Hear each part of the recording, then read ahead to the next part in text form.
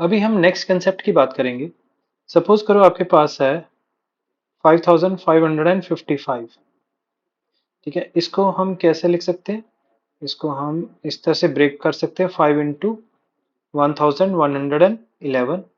इसको हम further break कैसे कर सकते हैं? 5/9, ठीक है। ये मैनिपुलेशन याद रखनी है आपको।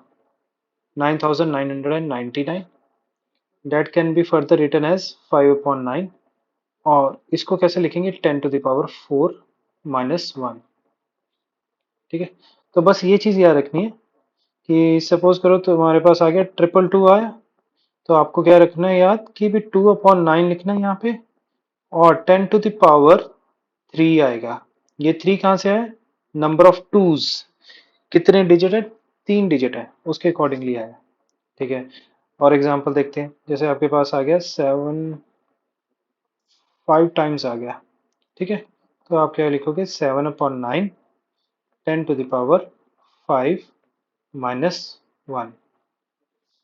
ओके। तो इन जनरल अगर मैं बात करूं, जनरलाइजेशन की बात करूं, आपके पास इन जनरल अगर आपके पास n टर्म्स है, x x x करके इस तरह से ये डिजिट्स हैं, कितने हैं? n टर्म्स हैं। n टर्म्स नहीं लिखूंगा, n डिजिट्स लिखूंगा, ठीक है। n डिजिट्स है, that can be written as, कैसे लिखोगे? x/9, और ब्रैकेट में क्या लिखोगे? 10⁻n-1, ठीक है। अब हम वो जो कंसेप्ट है क्वेश्चन में कैसे अप्लाई करेंगे, अब ये देखेंगे, ठीक है। जैसे ये क्वेश्चन है, आपको एक सीरीज दी गई है 7 + 77 + 777, फिर 7777 टिल n टर्म्स, इसका सम क्या होगा? ओके, तो इसको Sn में डिनोट कर देता हूँ, और आपके पास है 7 + 77, इस तरह से पहले असाइन कर दिया।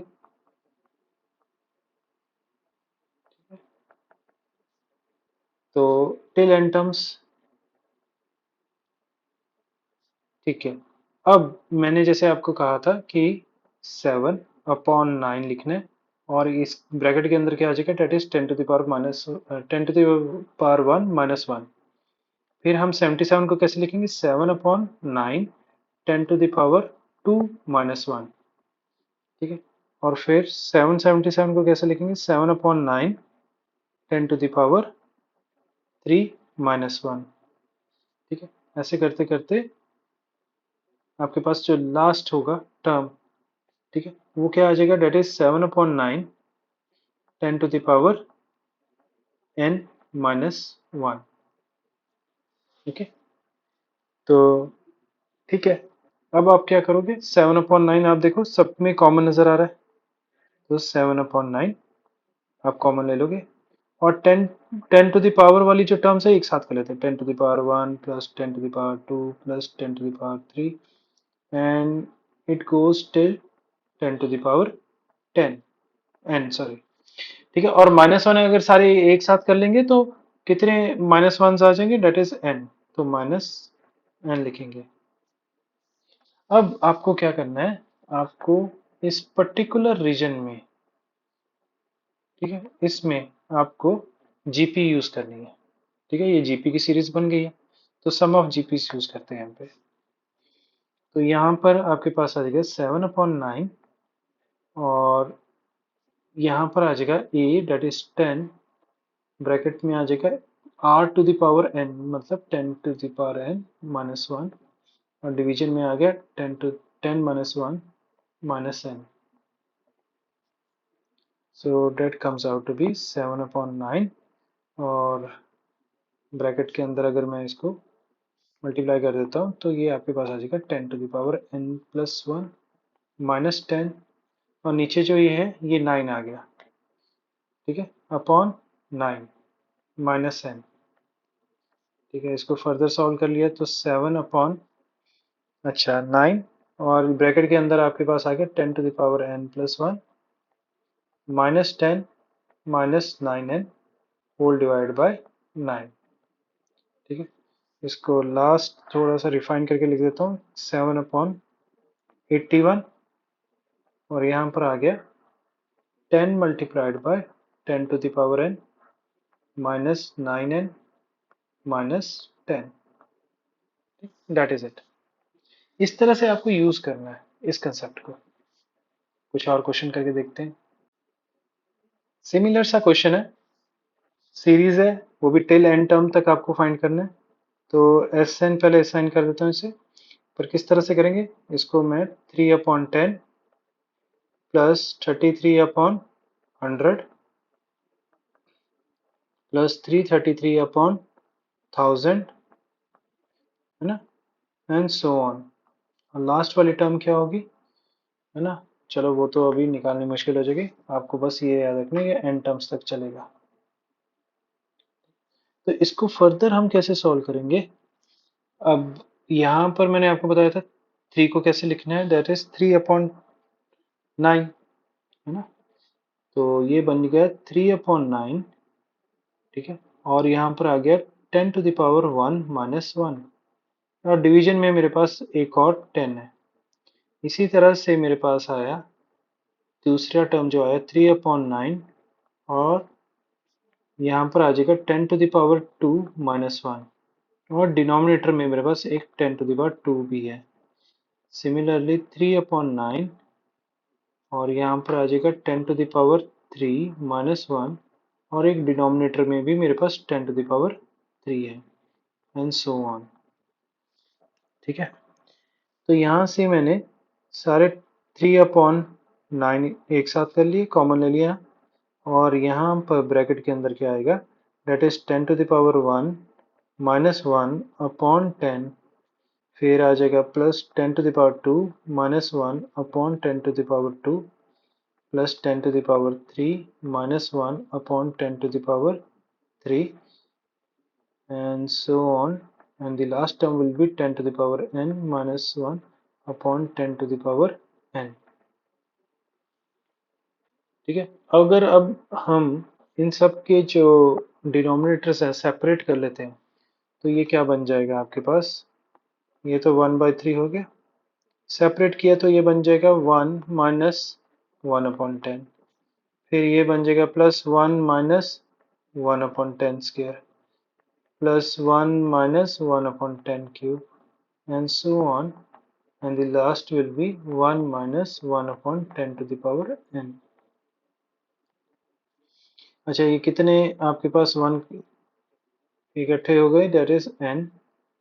अब बाकी जो है उन, जैसे माइनस, यहाँ पर मैंने ब्रैकेट लगा दी, इसमें जीपी की सीरीज लग जाएगी आपकी, ठीक है। तो ये क्या है मेरे पास 10 to the power minus 1, फिर plus 10 to the power minus 2, फिर plus 10 to the power minus 3, and so on, and the last one will be 10 to the power minus n। इनमें लगेगी जीपी, तो ये सम ऑफ जीपी का formula लग जाएगा, that is n minus sum of GP क्या होता है, that is a, that is 10 to the power minus 1, r क्या है, that is 10 to the power minus 1, तो ये माइनस n हो जाएगा, minus 1/10 to the power minus 1 minus 1, इस तरह से आ जाएगा, ठीक है। इनको हम फर्दर सॉल्व किस तरह से करेंगे, एक 10 से मैं मल्टीप्लाई कर देता हूँ ऊपर और नीचे, ठीक है।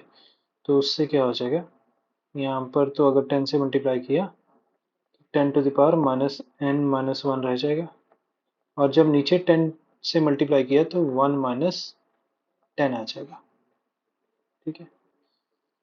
तो ये आपके पास आ जाएगा 1/3, और यहाँ पर है n plus 10 to the power minus n minus 1 divide by 9, that is it, ठीक है।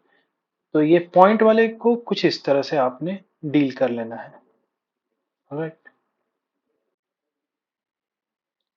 Infinite GP means GP with infinite terms. अगर there are infinite terms in a GP, तो सम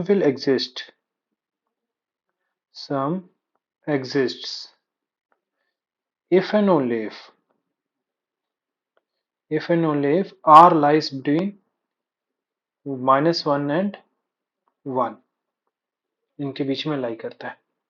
तो उससे क्या होता है कि भी आपके पास r रेस्ट पर n की वैल्यू जो है, n क्या है, इनफाइनाइट, तो आर रेस्ट पर इन्फिनाइट की वैल्यू जो है बहुत छोटी होती है। एग्जाम्पल के तौर पर अगर मेरे पास 0.1 है, ठीक है ना, तो आर की पावर 2 क्या हो जाएगी, डेट विल बी 0.01, बहुत छोटी हो गई। आर की पावर 3 क्या हो जाएगी, 0.001। इसी तरह से अगर आर की पावर 1000 में कहूंगा तो आप समझ सकते हो कितनी छोटी वैल्यू होने वाली है, that is 10 to the power negative of 1000, है ना। तो इस वजह से जब हमारे पास r to the power infinite आ जाता है, ओके, क्योंकि इन्फिनाइट टर्म्स है, तो 0.1 raise to the power infinite, है ना, तो इट्स अप्रोचिंग टुवर्ड्स जीरो, तो हम उसको जीरो लेके चलते हैं। मतलब जो आपके पास एस एन का फॉर्मूला था, जब R is less than one वाला जो फॉर्मूला यूज करते थे, that is 1 - r⁴ divided by 1 - r। तो ये जो है ये चेंज हो जाएगा एस इन्फिनाइट में, और उसकी वैल्यू क्या आ जाएगी, that comes out to be A times. अब ये वाला जो टर्म है ये जीरो बन गया, तो 1 - 0 इज 1, तो ए आ गया अपॉन 1 - r आ गया। तो ये जो फॉर्मूला है, हालांकि ये हमने स्टार्टिंग में भी डिस्कस कर लिया था कि एस इन्फिनाइट का फॉर्मूला ए अपॉन 1 - r आता है, ठीक है। Find the value of 3 + 3/2 + 3/4 plus till infinite terms, ठीक है। तो यहाँ पर हमारे पास ए की वैल्यू क्या है, that is 3, what is R, that is 1/2, ठीक है।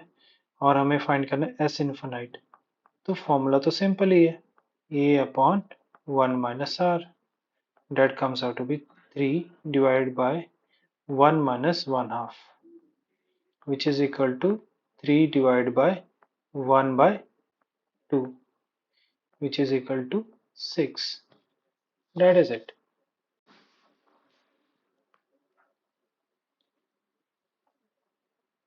यहाँ पर भी अगर आप देखोगे, फाइंड x माइनस एक्स की पावर 4 प्लस एक्स की पावर 7, ऐसे कि इन्फिनिट टर्म्स वाला क्वेश्चन आ गया। यहाँ पर आपके पास a की वैल्यू क्या है, डेट इज x, और r की वैल्यू क्या है, that is equal to minus x की power 4 divide by x, that is negative of x की पावर 3। तो एस इन्फिनाइट का फॉर्मूला क्या बनेगा, that is equal to x upon 1 minus negative of x cube, ठीक है। That comes out to be x upon 1 plus x square, x cube sorry, ठीक है। Given 1 plus 3x upon x minus 5 plus 3x upon x minus 5 whole square till infinite has definite sum. Find set of values of x, ठीक है। Definite सम का मतलब क्या हुआ, जो r की वैल्यू होगी that will be very less than 1, तभी डेफिनेट सम आ सकता है, वरना तो इनफाइनाइट वैल्यू ही आएगी।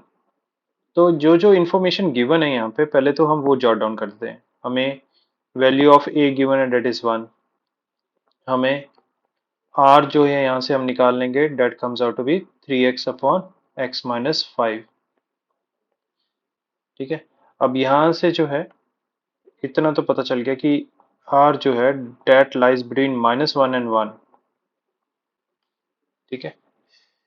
तो इसका मतलब क्या हुआ, जो मेरे पास 3x अपॉन x माइनस 5 है,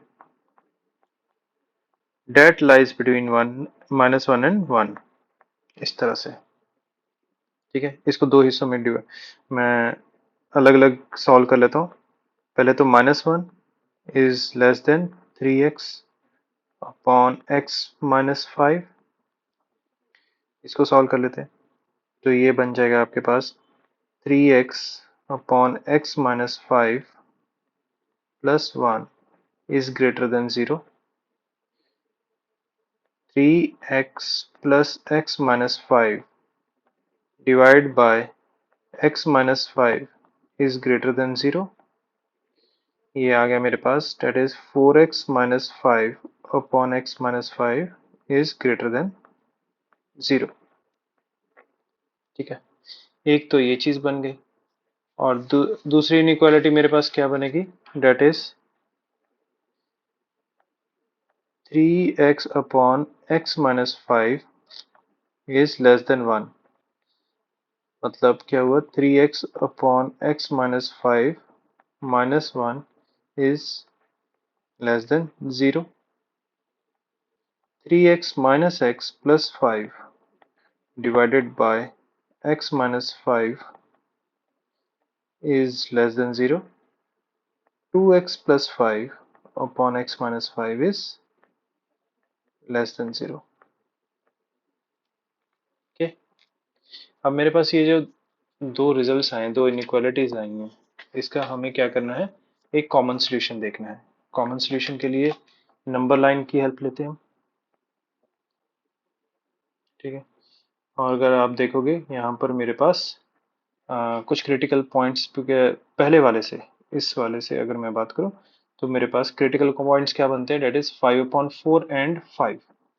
ठीक है, तो 5/4 ऑब्वियसली 5 से कम होगा, तो इधर आ गया 5/4 और इधर आ गया मेरे पास 5। यहाँ पर प्लस माइनस प्लस लगाया तो यहाँ तक मेरे पास आएगी वैल्यू ग्रेटर देन वाला ना, और यहाँ से लेके इन्फिनिट तक जाएगा। ठीक है, इसी तरह से दूसरा भी हम देख लेते हैं, that comes out to be कुछ इस तरह से। यहाँ पर मेरे पास आ गया 5 और इधर आ गया मेरे पास -5/2। Again same thing, lesser than का सिंबल है तो माइनस वाला रीजन लेंगे, तो यहाँ से लेके यहाँ तक आ जाएगा। ठीक है, अब इन दोनों को एक ही नंबर लाइन के ऊपर हम प्लॉट कर लेते हैं। ठीक है, यहाँ पर आ जाएगा -5/2, then here will be 5/4 5 now.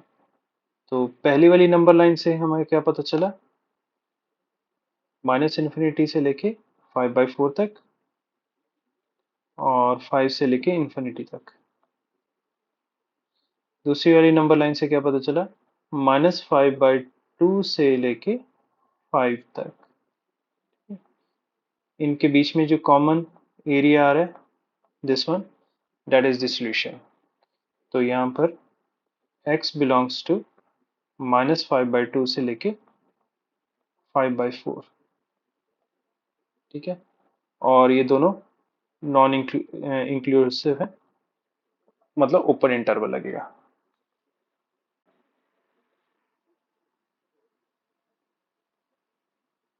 An equilateral triangle has each side 6 centimeter. A triangle is drawn by joining the midpoints of sides of the given triangle, and this process continues the same way. Find sum of perimeters of all such triangles. ठीक है, figure बनी हुई है, figure से आपको idea लग रहा है कि भी एक बड़ी ट्राइंगल थी जिसका ये 6 सेंटीमीटर उसकी साइड थी 3। ठीक है, तो फिर उसका मिड पॉइंट ले लिया गया, फिर मिड पॉइंट्स को ज्वाइन करके फिर एक इक्विलेटरल ट्राइंगल बन गई, उसकी साइड क्या हो जाएगी, डेट विल बी 3 सेंटीमीटर। ठीक है, फिर मिड पॉइंट से बनाया गया, फिर उसकी साइड हो जाएगी 1.5 सेंटीमीटर एंड सो ऑन, चलता रहेगा। तो इन सब का पेरीमीटर हमें ढूंढना है। तो एस एन बेसिकली क्या हो गया, S N will be equal to, ठीक है, that will be equal to, यहाँ पर 3 टाइम्स 6, ये तो बड़ी वाली ट्राइंगल का हो गया, फिर 3 टाइम्स 3 उसके अंदर वाली ट्राइंगल, फिर उसके अंदर वाली ट्राइंगल का हो जाएगा, that is 3 times 1.5 and so on। तो यहाँ पर मैं 3 कॉमन ले लेता हूँ, तो आपके पास एक सीरीज जो बन रही है 3 + 6 + 3 + 1.5 and so on till infinite, that will be in GP। ठीक है, यहाँ पर इंफॉर्मेशन क्या क्या है, यहाँ से आपको ये पता चल रहा है कि a जो है that is equal to 6, r जो है that is equal to 1/2। Okay, तो इन्फिनाइट सीरीज का हमारा लगेगा formula, that will be equal to a/1 - r। a की वैल्यू है डेट इज 6, है ना, अपॉन 1 - r क्या हो जाएगा, 1 - 1/2। that is equal to 6 upon 1/2 which is equal to 12। ठीक है, तो हमारे पास एस एन के वैल्यू क्या आ जाएगी, that is equal to 3 times 12, है ना, क्योंकि ये वाली वैल्यू इसी की तो है, तो that comes out to be 36 centimetre. A ball is dropped from 100-meter height. On rebounding from the floor, it always travel one-fifth of the distance from which it was dropped. Find the total distance covered by the ball before coming to rest। ठीक है, तो सबसे पहले इसने कितना distance cover किया होगा, date will B 100। ठीक है, तो उसके बाद क्या होगा, फिर उसने कितना डिस्टेंस कवर किया, डेट विल बी लाइक 1/5 20, फिर 1/5 किया 4, फिर 1/5 किया तो 4/5 एंड सो ऑन। ठीक है, अच्छा एक सोचने वाली बात है, जब मैंने इस हाइट से बॉल को ड्रॉप किया तो initial height was 100 metres, right. जैसे यहाँ से मैंने बॉल को ड्रॉप करना शुरू किया, तो जब ये ड्रॉप हो रही है बॉल, इट वाज 100 मीटर्स। फिर उसके बाद यहाँ पर उसने क्या कहते हैं बाउंस किया, इस पोजीशन पे उसने बाउंस किया, तो यहाँ से उसने 1/5 डिस्टेंस ट्रेवल किया और फिर वापस आया।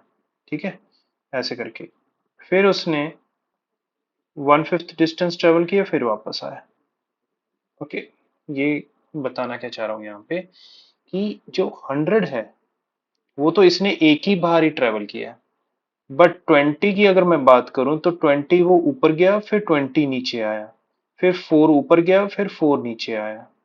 ठीक है, तो जब हम टोटल डिस्टेंस ट्रैवल इसका देखेंगे, है ना, तो उसमें ये डबल होंगे, बट पहले वाले का डबल नहीं होगा। तो या तो आप 100 को सेपरेट कर लो, या जीपी में 100 को रख लो, बाद में एक 100 माइनस कर देंगे। ठीक है, तो इसको सॉल्व कैसे करते हैं, सबसे पहले ए क्या है, डेट इज 100, आर क्या है, डेट विल बी 1/5। तो यहां से मेरे पास ऐसे इन्फोनाइट का फॉर्मूला लग जाएगा, that comes out to be 100/1 minus 1/5,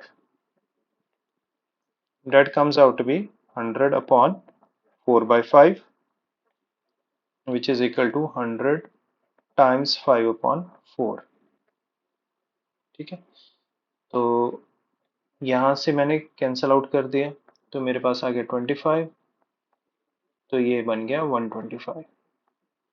ठीक है, अब मैंने ये एक एक डिस्टेंस ही मैंने कंसिडर किया, मतलब डबल नहीं किया यहाँ पे, तो टोटल डिस्टेंस कवर्ड कैसा होगा, total distance covered will be equal to 125 को मैंने डबल कर दिया, बट उसमें क्या हुआ कि ये वाला डिस्टेंस भी आ गया कहीं ना कहीं, 100 जो है वो भी डबल हो गया, तो माइनस हम क्या कर देंगे 100, तो that comes out to be 250 minus 100 which is equal to 150। It traveled 150 meters before it came to rest।